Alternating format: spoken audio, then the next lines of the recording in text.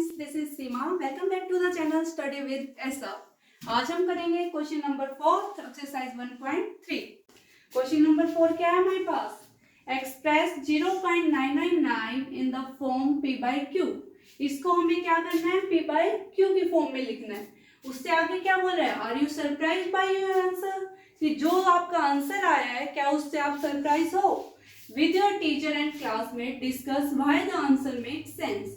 अपने टीचर से अपनी क्लासमेट से डिस्कस करके देखो कि इसको इस आंसर के क्या सेंस बन रहे हैं, मतलब ये आंसर कैसे आया। तो देखते हैं हम क्या आंसर आएगा हमारे पास। क्या है हमारे पास? डेसिमल एक्सपेंशन ये है।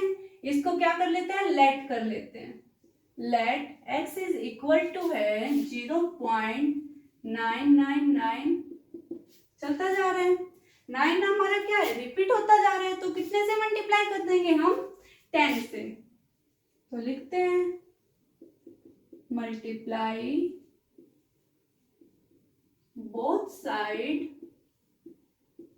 बाय 10।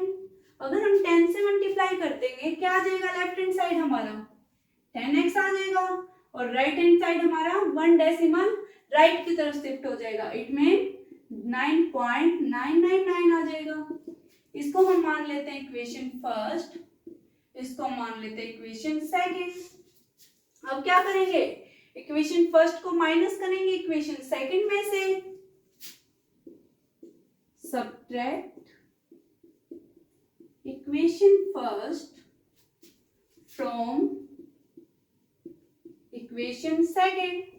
इक्वेशन फर्स्ट को माइनस कर देंगे इक्वेशन सेकंड में से। लेफ्ट हैंड साइड क्या होगी? लेफ्ट हैंड साइड से माइनस होगी। इट मींस 10x में से क्या माइनस हो जाएगा? x माइनस हो जाएगा। राइट हैंड साइड क्या है हमारे पास? राइट हैंड साइड हमारे पास 9.999। इसमें से क्या माइनस हो जाएगा हमारे पास? इसमें से माइनस हो जाएगा 0.999। ये भी चलता जा रहा है। क्या आ जाएगा हमारे पास? 10x में से अगर हम x को माइनस करेंगे तो हमारे पास 9x आ जाएगा। और राइट हैंड साइड अगर हम डेसिमल के बाद वाला माइक देख रहे हैं तो क्या है हमारे पास? सेम है, मतलब 0 आ जाएगा। और 9 में से अगर हम 0 को माइनस करेंगे तो हमारे पास 9 आ जाएगा। फिर x हमारे पास क्या आ गया? x हमारे पास आ गया 9/9 को कट कर देंगे तो हमारे पास 1 आ गया। तो इस 1 के लिए बोला जा रहा है हमें कि क्या आप अपने आंसर से सरप्राइज हो? क्यों? क्योंकि हमारा था क्या? डेसिमल एक्सप्रेशन 0.999 चलता जा रहा है। तो बोल रहे हैं वो अगर 1 के इक्वल आ गया तो ऐसे कैसे हो सकता है? तो इस चीज को देख के आप सरप्राइज हो या नहीं हो? तो ये बात तो ठीक है भाई कि एग्जैक्ट 1 के इक्वल आ रहा है, तो हम ऐसे कैसे बोल सकते हैं कि 0.999 हम एग्जैक्ट 1 के इक्वल बोल सकते हैं? वो क्यों है? अगर आपने कोई भी अगर हम डेसिमल ले, जैसे हमने ले लिया 1.256 ले लिया हमने, हम क्या करते हैं जब भी हमें इस डेसिमल को हटाना होता है या एक डिजिट का लो, जब भी हम एक डिजिट के डेसिमल को हटाते हैं हम क्या करते हैं? हम डेसिमल तो हटा देते हैं बट बाय में क्या लगा देते हैं? 10 लगा देते हैं। उससे हमारा क्या हो जाता है? डेसिमल रिमूव हो जाता है। सेम इसी तरीके से अगर हम 0.6 ले रहे हैं, 0.6 पे बार, जैसे हम डेसिमल को हटाने के लिए डिनोमिनेटर में क्या लगाते हैं? 10 लगाते हैं। सेम एज इट इज हम बार को हटाने के लिए डिनोमिनेटर में क्या लगाते हैं? हमेशा 9 लगाते हैं। इसी वजह से हमारा ये आंसर आया। तो हमारा कितना हो जाता है? जैसे 2/13, मतलब जितने भी हमें बार की डिजिट्स हटानी होती है हम क्या लगा देते हैं? डिनोमिनेटर में 9 लगा देते हैं। क्वेश्चन 5 क्या है हमारा? What can the maximum number of digits be in the repeating block of digits in the decimal expansion of 1/17? कि जब हम 1/17 की डेसिमल एक्सपेंशन निकालेंगे तो उसमें जो हमारी डिजिट्स रिपीट होती है डेसिमल के बाद वो कितनी होंगी? हमें क्या निकालनी है? मैक्सिमम नंबर ऑफ डिजिट्स निकालनी है। Perform the division to check your answer. Division perform करो अपने आंसर को चेक करने के लिए। तो हमारी जो डिवीजन वो बहुत ज्यादा लेंथी जाएगी, उसके लिए मैंने पहले से 17 की टेबल लिख लिए ताकि हमारी कोई भी मिस्टेक ना हो। देखते हैं 1 को हम डिवाइड करेंगे कितने से? 17 से। 1 हमारा क्या है? 17 से छोटा है, तो हम स्टार्टिंग में क्या लगा देंगे? डेसिमल। और एक 0 लगा लिया। 10 भी हमारा छोटा है, फिर हम एक और 0 लगा देंगे। अब कितने पे जाएगा हमारे? यहाँ पे पहले एक और 0 लगाएंगे। फिर 17 हमारा क्या है? 5 पे कितना है? 85।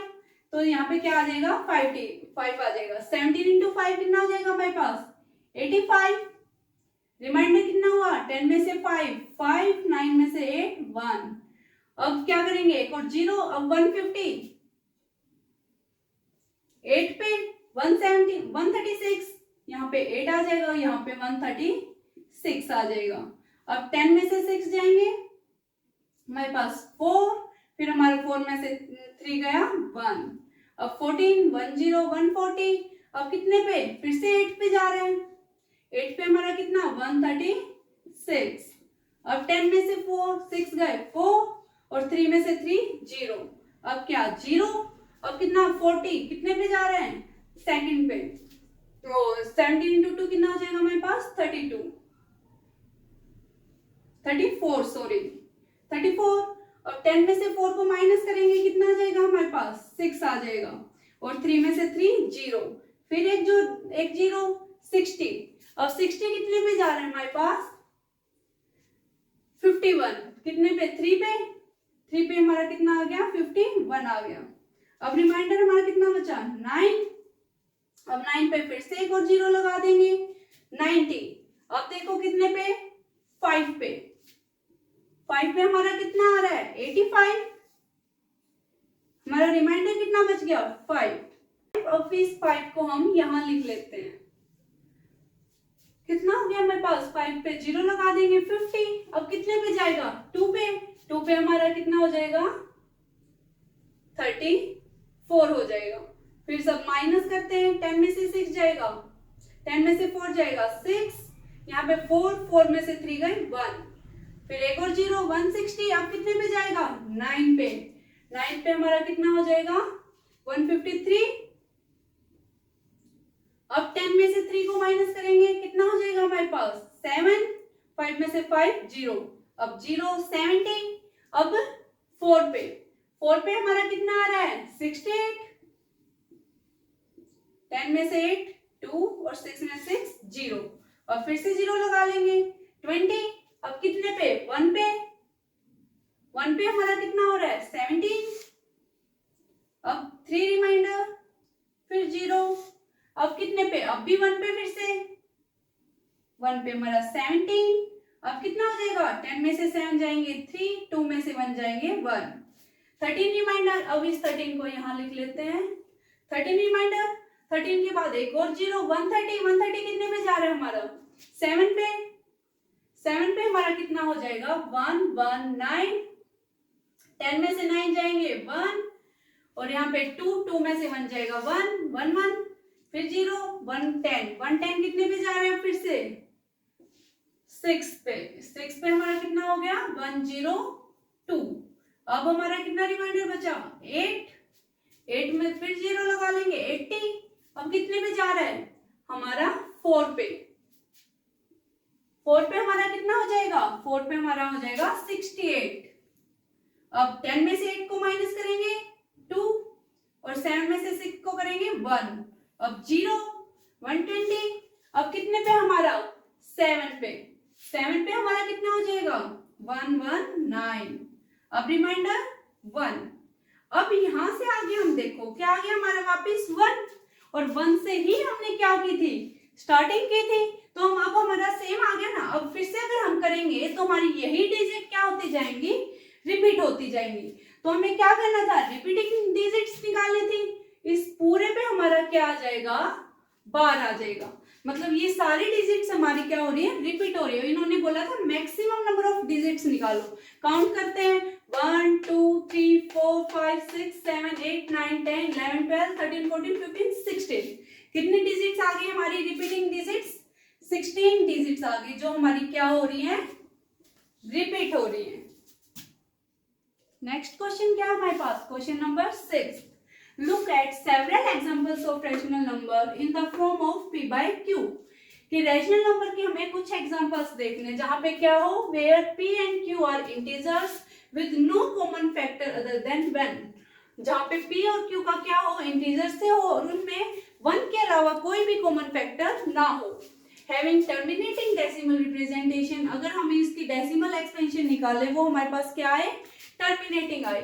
Can you guess what property Q must satisfy, क्या आप बता सकते हो Q मतलब डिनोमिनेटर कौन सी प्रॉपर्टी सेटिस्फाई करेगा। मतलब हमें कुछ रैशनल नंबर्स लिखने हैं जिनकी जो डेसिमल एक्सपेंशन अगर हम निकालें वो हमारी क्या आ जाए, एक पॉइंट पे जाके फिनिश हो जाए, तभी तो हमारी टर्मिनेटिंग आती है। और जिनका अगर हमें क्या निकाले, एचसीएफ निकाले, तो वो हमारा 1 आए।